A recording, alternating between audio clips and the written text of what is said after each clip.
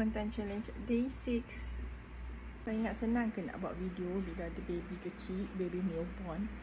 Tapi aku tak nak jadikan tu alasan. Setiap hari aku cabar diri aku untuk buat video supaya aku boleh berlatih bercakap depan kamera secara spontan. Tak ada skrip tau. Nampak baju anak aku jemur kat dalam je. Sebab bila nak jemur kat luar, tiba-tiba hujan, nak angkat, anak kau menangis, paksalah jemur kat dalam. Waktu aku buat video biasanya adalah pada waktu anak aku tidur. Orang kata waktu anak kita tidur itulah waktu untuk mak-mak berehat kan. Tapi tidak pada aku. Waktu tu lah aku ambil video, aku edit video. Dan Alhamdulillah usaha aku ni Allah nampak.